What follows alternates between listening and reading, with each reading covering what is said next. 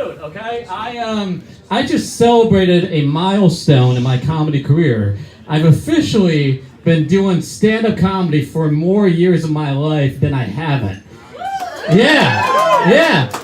Which, not good. I don't think that's good. I don't think that's a good thing. I've been doing stand-up comedy for 15 years, and I've only been funny for about 2 weeks. I've been killing it the past 2 weeks, man, but I don't know what to do anymore. I can't quit at this point. I can't stop. I'm too far in the game that I just can't give up. I cannot. I refuse to go back to that financially stable life I had as a 14-year-old boy. I can't do it. Even if I wanted to, I can't go back because they hired a new kid to bag the groceries. I need comedy to work out. And I'm starting to enjoy my stand-up. After all these years, I'm starting to actually have fun telling jokes because I'm not revealing really sad information about myself anymore. I'm over that shit. That was my stand-up. For years, I would get on stage and just reveal the saddest shit about my life and feel better if you laughed at me. Yeah, I said at me because I know you're not laughing with me, okay? That's the point. That was my career. I was basically trying to build a career off of me tooing myself.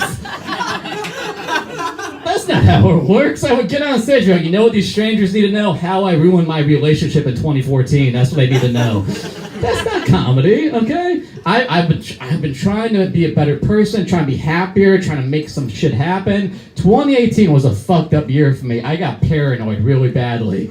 I sent out apologies to all my ex-girlfriends. And I wasn't even being accused of anything, okay? I was freaked the fuck out, man. I apologized to my exes for drunk texting them too much. That's it. You ever apologize for something and the apology is creepier than what you actually did? Dude, that was my 2018, okay? Apparently, the only thing creepier than a 2 a.m. drunk text is a 10 a.m. sober email. It's like 5 years after you broke up. It's like, just let it sit, okay? You don't have to do that. Dude, I was so freaked out. You know what I did? I sent my ex an apology on LinkedIn. That's real.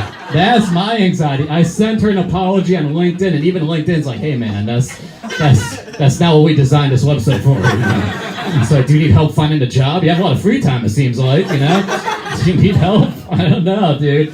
And I've been working on myself so much. I went to therapy. I started to become a happier person. Turns out, I was fucking up a lot because I suck at communication. And this shit doesn't count, okay? It turns out if you do stand-up comedy for 15 years, you still suck at talking without a microphone in your hand.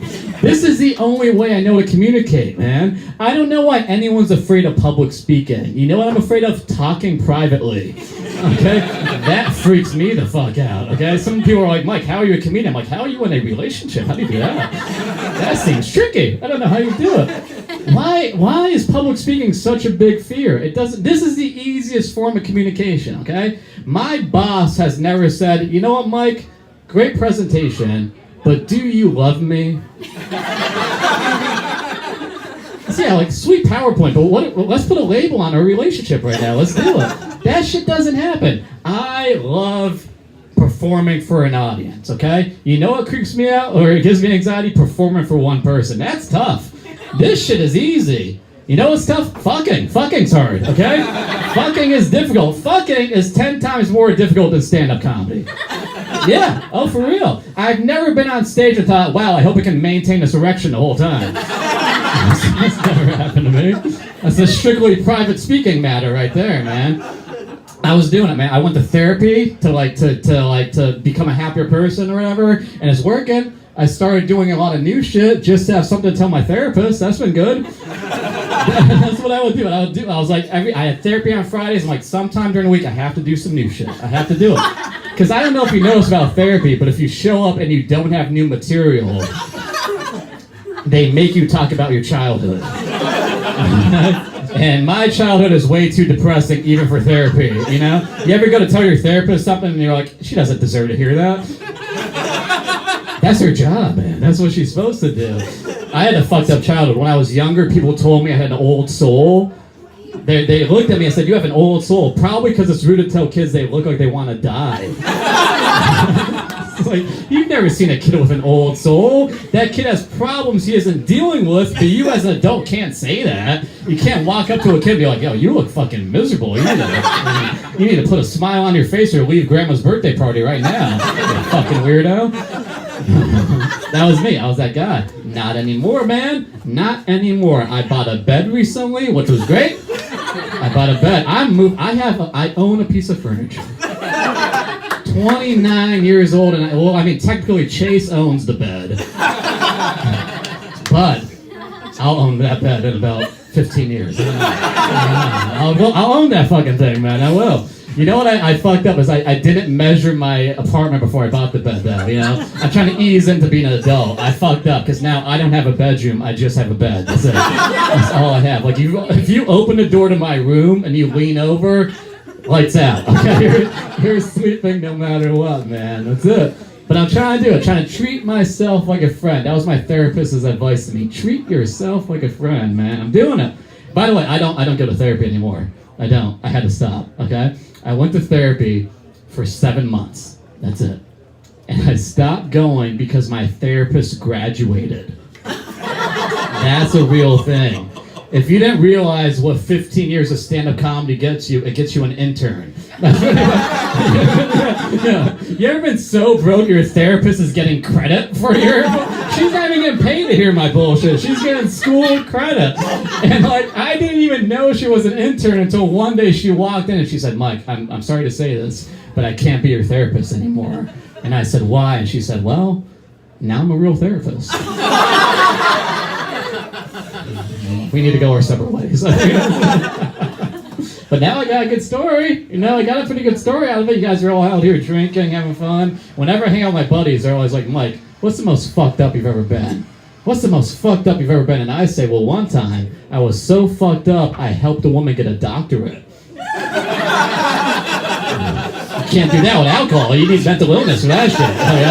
Yeah. Oh, you guys get drunk? I got a fucking mental illness in my family. I'm feeling good about it. Feeling good.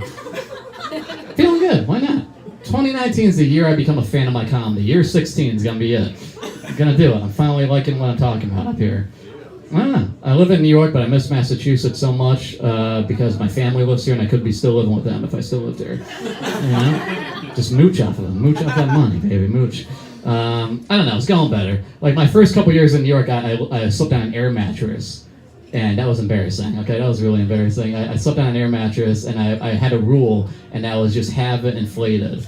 If you're ever so broke, your therapist is an intern, and you want to bring a woman back to your apartment, just inflate your bed. Okay? That's it. Because you can't bring a woman back to your apartment and inflate it while she's there. Watching you. Regretting every decision she made as soon as she hears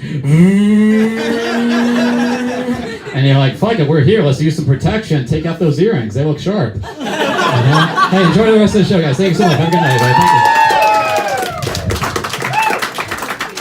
Thank you. Mike Lemme, everybody, let him go.